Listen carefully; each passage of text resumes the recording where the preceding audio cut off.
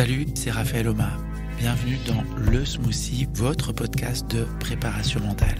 Je vous donne rendez-vous chaque mercredi pour partager ensemble un smoothie et voir quels sont les ingrédients nous permettant d'améliorer notre bien-être et nos performances.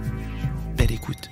Salut les smoothers et les smootheuses, je vous espère en pleine forme aujourd'hui pour le 198e épisode du smoothie.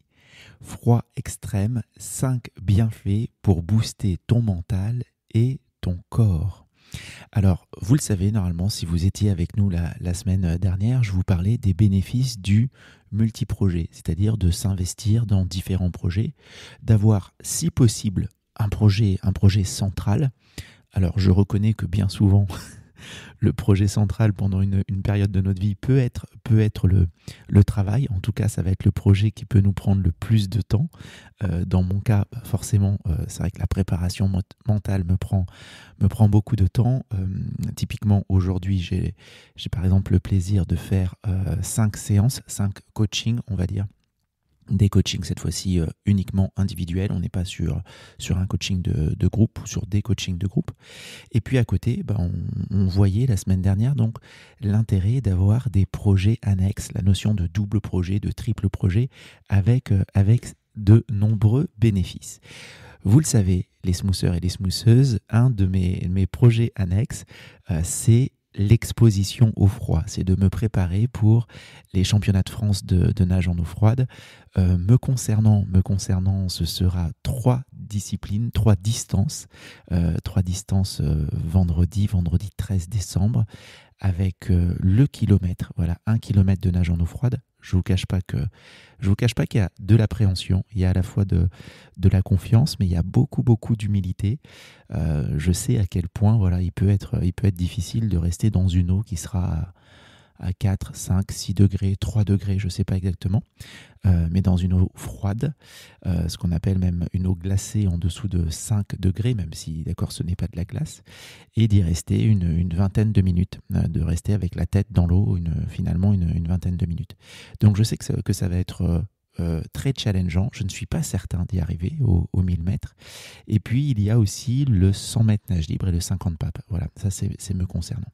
Et donc pourquoi est-ce que j'ai voulu vous parler des bénéfices à la fois pour le mental et pour le corps de s'exposer au froid extrême?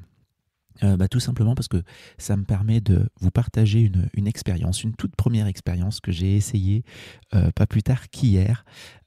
C'est la cryothérapie au corps entier, donc ce qu'on appelle la CCE, c'est-à-dire qu'en fait on rentre, c'est un peu comme si on rentrait dans un grand frigo. Voilà, je vais le dire comme ça. Enfin, quand je parle d'un grand frigo, c'est-à-dire un frigo où on peut tenir à 2-3 personnes. En l'occurrence, moi, j'étais seul. C'était à Expérience, à Chambéry. Et donc, j'ai fait 4 minutes dans on va dire donc un frigo où l'air est pulsé. Et le ressenti est de moins 110 degrés. Alors, on a les pieds protégés, en tout cas les orteils, pas le talon, mais on va dire les orteils sont bien protégés, les mains avec des gants, voilà. Et puis la tête avec un bonnet d'hiver, un bonnet comme l'hiver. Plus j'avais un petit masque, c'est vrai que je n'ai pas demandé à quoi ça servait spécifiquement, mais sans doute que ça doit protéger, j'imagine peut-être un peu la bouche et le nez. Voilà. Pour le reste, on est en sous-vêtements. Voilà, j'étais en caleçon. Et donc, quels sont les bénéfices de se mettre comme ça dans un froid extrême? Alors, déjà pour moi, je vais juste le dire, le premier bénéfice que je vois, et ce qui m'a un peu perturbé, finalement, c'est d'être dans un froid sec, complètement sec, de ressortir. Encore une fois, je vais me répéter, mais d'être complètement sec. Et en fait, je n'ai pas du tout l'habitude, puisque la plupart du temps où je suis exposé au froid, c'est dans de l'eau. Voilà, c'est dans de l'eau. Donc, quand on sort, en plus, il faut arriver à se sécher. Il faut se sécher, être assez efficace pour bien se sécher et vite se rhabiller. Là, en fait, quand on sort, on est... la température est à peu près 20 degrés, on met un peignoir, on est complètement sec et finalement c'est aussi très agréable de ressortir et d'être complètement sec. Bref, passons maintenant aux bénéfices. les 5 bénéfices de l'exposition à un froid extrême. Premier bénéfice que je veux vous partager, c'est un bien-être à la fois mental, un réel bien-être mental, une réduction aussi au stress. Et ça, c'est lié au fait que quand on est dans le froid comme ça, il y a un choc hormonal. Le choc hormonal, il va à la fois libérer de l'adrénaline dans le corps, il va libérer également de la dopamine, et ces 2 hormones vont influencer directement notre humeur et vont devenir pour le corps un antidépresseur complètement naturel. Et donc le fait de s'exposer au froid, alors ça ne doit pas forcément vous surprendre si vous écoutez régulièrement le smoothie, j'en ai aussi un petit peu parlé dans l'épisode dédié au nerf vague, à la stimulation de ce nerf vague. Et donc on a vraiment un effet très positif sur le mental en s'exposant dans un froid, que ce soit un froid humide ou un froid sec.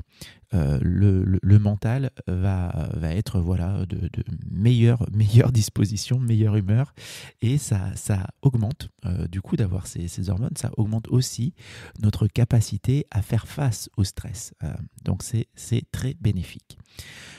Autre bénéfice que moi j'explore depuis maintenant plusieurs années, en fait, le froid va venir stimuler notre système immunitaire. Alors encore une fois, c'est une exposition au froid qui est volontaire, qui est contrôlée, et il ne s'agit pas de dire que toute la journée, si je passe toute la journée en étant torse nu à 0 degré, à la fin je vais être plus en forme, mais d'avoir comme ça des petites expositions à un stress physiologique, en fait va développer la résistance du corps, et on va être donc beaucoup moins sujet aux infections et aux maladies.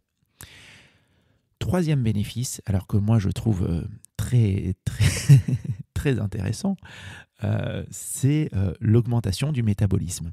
C'est-à-dire qu'en étant exposé au froid et en étant exposé régulièrement au froid, en fait, votre corps, petit à petit, va s'adapter, va développer des compétences, je vais le dire comme ça les amis, et là les compétences que notre corps va développer, en fait ça va être ce qu'on appelle de la graisse brune.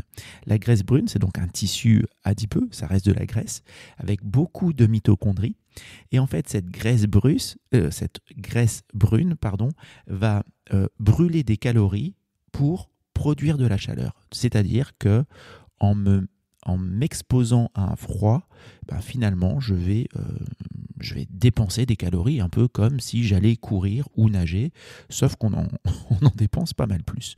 Donc si comme moi vous aimez la raclette, la fondue, la croziflette et j'en passe, c'est vrai que l'exposition au froid nous permet quand même de brûler des calories. Et ça peut être bien. Donc moi souvent je mange une première assiette de raclette, donc vous voyez bien l'idée, une patate, 4 fromages fondus, un peu de charcuterie si on le souhaite, et puis je sors sur la terrasse, je reste 5 minutes comme ça en t-shirt, puis je rentre, je reprends une deuxième assiette, etc. Enfin après il y a un vrai entraînement. Bon, je plaisante sur la sortie sur la terrasse régulièrement. Allez, bénéfice suivant, et plus sérieusement, le froid en fait va améliorer aussi notre circulation sanguine. C'est-à-dire qu'on va venir jouer finalement sur l'ouverture et la fermeture de nos vaisseaux sanguins, ce qu'on appelle une vasoconstriction quand le vaisseau se resserre versus vasodilatation quand il s'ouvre. Et d'une certaine façon, ça va venir faciliter le retour veineux. Les veines vont se contracter un petit peu avec le froid. Ça va avoir un effet aussi de drainage et qui va venir éliminer des toxines. Alors là aussi, parfois, l'activité physique douce va nous permettre d'éliminer des toxines. L'activité physique intense crée aussi des toxines, et c'est très bien d'en créer parfois, de faire quand même ce type d'activité. Mais donc là, on va pouvoir éliminer aussi des toxines créées par l'organisme, grâce à ce système de drainage et de vasoconstriction pendant le froid, puis vasodilatation quand on se réchauffe.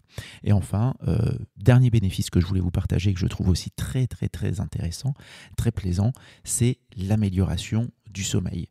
Que ça soit au niveau de la qualité du sommeil, au niveau de la quantité aussi, on va le dire, de sommeil profond, et de la perception de la qualité de sommeil. Et c'est vrai que quasiment à chaque fois, là aussi c'est très empirique ce que je vous partage, mais quasiment à chaque fois que je m'expose au froid dans la journée ou en soirée, la nuit je dors mieux, je dors bien.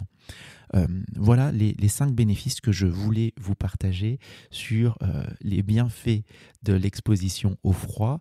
Encore une fois, vu le contexte, vu qu'on arrive tranquillement dans l'hiver, que c'est aussi une période où les virus circulent un peu plus facilement, à la fois ça peut être le très bon moment de se mettre au froid, hein, que ça soit se mettre de temps en temps en t-shirt en extérieur pendant 4-5 minutes, que ce soit comme moi je l'ai fait hier, d'aller dans un centre et de tester donc cette fameuse CCE, hein, j'ai appris le nom hier, la cryothérapie corps entier, ou alors de tenter encore une fois une petite exposition dans un lac, dans une rivière ou autre, pour ressentir tous ces bienfaits. Voilà les amis, j'espère vraiment que ce 198e épisode du Smoothie, si je ne me trompe pas, vous aura plu. N'hésitez pas à réagir, n'hésitez pas à partager et je vous dis à très bientôt, salut. Merci d'avoir écouté cet épisode jusqu'au bout. Ce smoothie vous a plu? Alors partagez-le avec des proches ou mettez-nous la note de 5 étoiles sur votre plateforme d'écoute. Et si vous le souhaitez, poursuivons la dégustation de smoothie ou échangeons sur les réseaux. Je serai ravi d'avoir vos retours et vos questions.